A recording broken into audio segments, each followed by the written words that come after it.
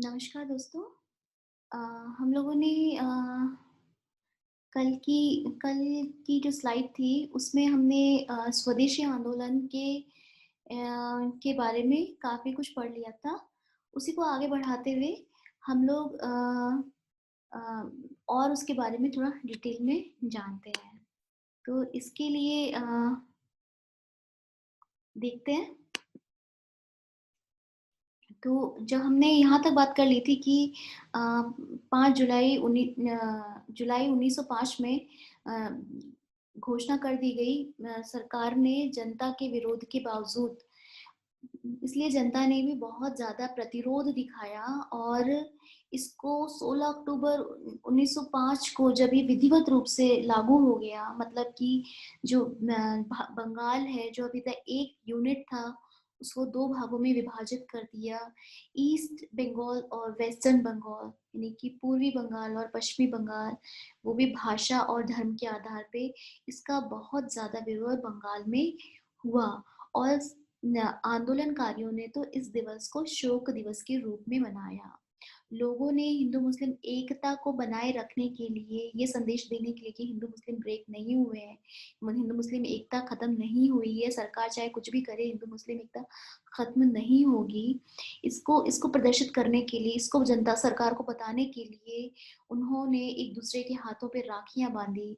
जो विभाजित बंगाल के जो 2 भागों के जो लोग हैं, उन्होंने आपसी एकता को प्रदर्शित करने के लिए एक दूसरे के हाथों पे राखियां बांधी।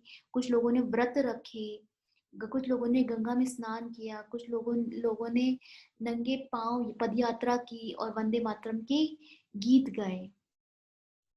और ये जो एक्टिविटीज़ थी, ये बहुत ही ज़्यादा पॉपुलर हुई और इसी दिन सुरेंद्र नाथ बनर्जी, जो कि उदारवादी नेता थे, और आनंद मोहन बोस, इन्होंने विशाल जनसभा को संबोधित किया।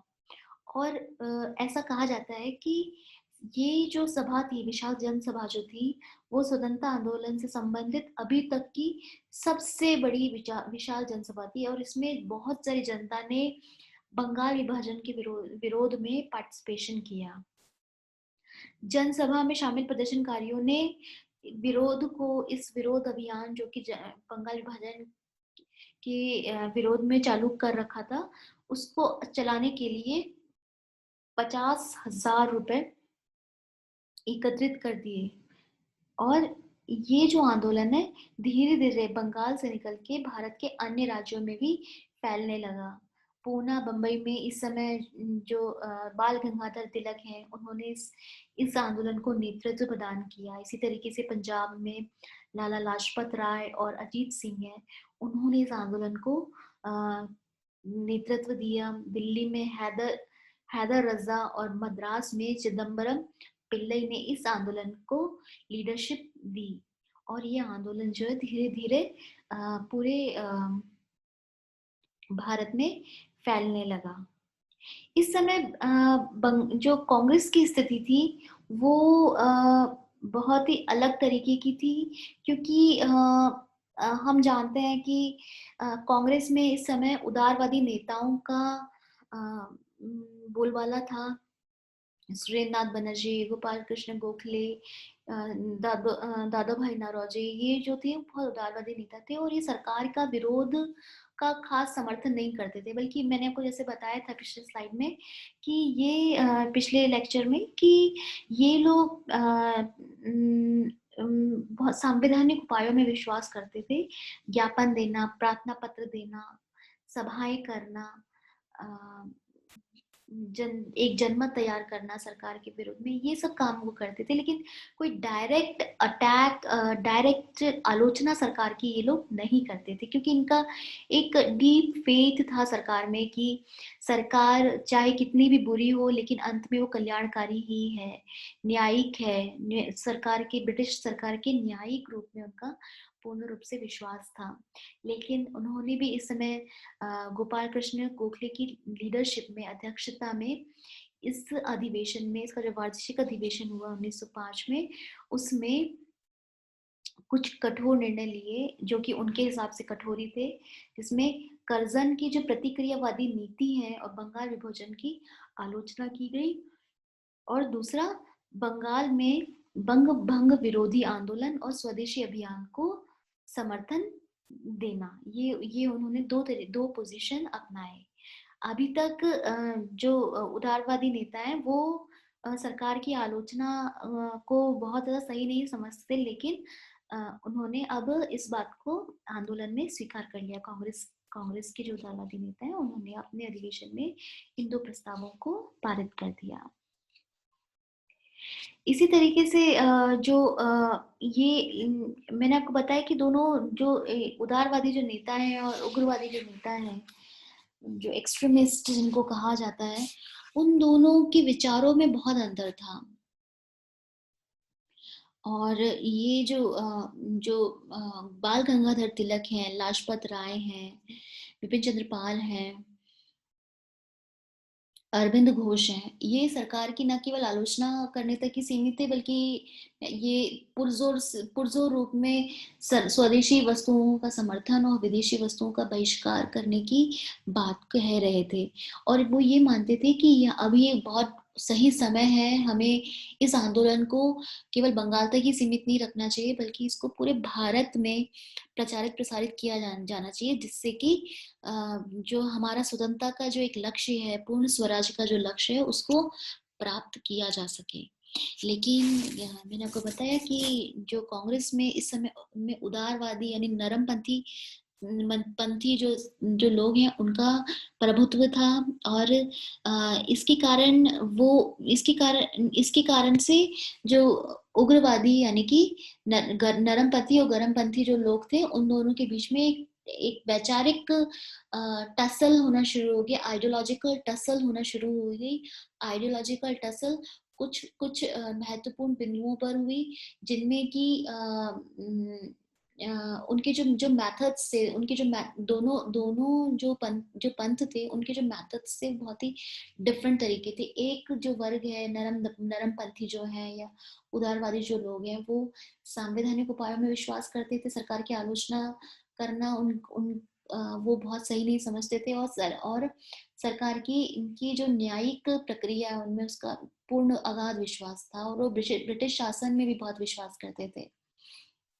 और दूसरी तरफ जो गरम दल के लोग हैं, यानी कि गरम पंथी हैं, जिनको उग्रवादी भी कहा जाता है, एक्सट्रीमिस्ट कहा जाता है, जिनमें बाल गंगाधर तिलक, लाल बाल पाल जो थे, ये सरकार की आलोचना करना, और ऐसे उपाय करना जिससे कि स्वतंत्रता पूर्ण स्वराज्य का जो लक्ष्य है वो प्राप्त हो सके।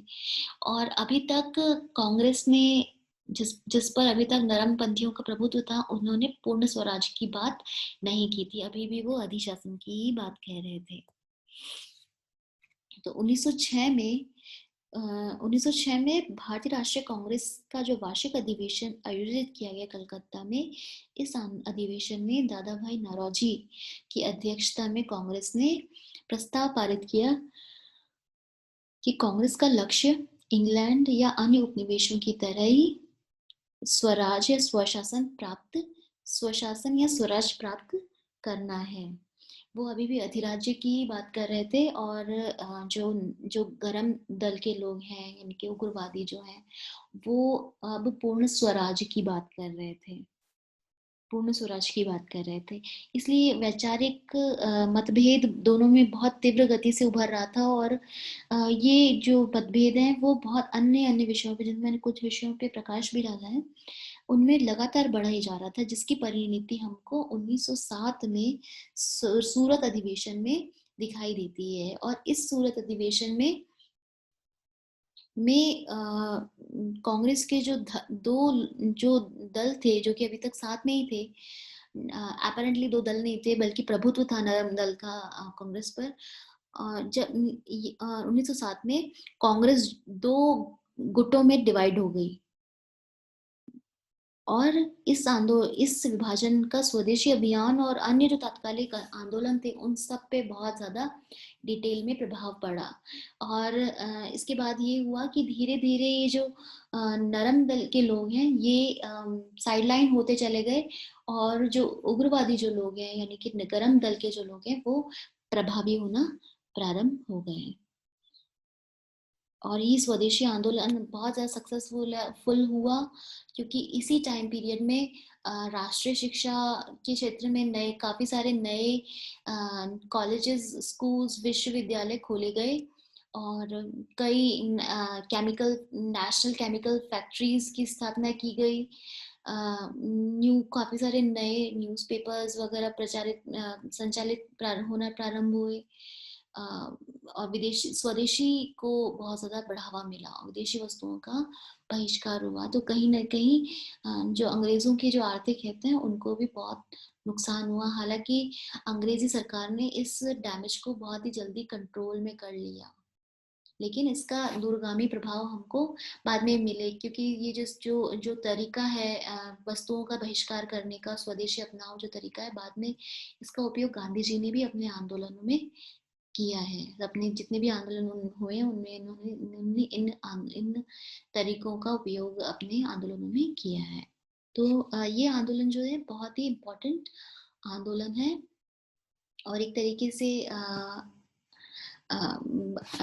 सूचक था कि भारत में स्वतंत्रता संग्राम का आंदोलन लगभग अब चालू हो गया है, उसको अब रोका नहीं जा सकता है।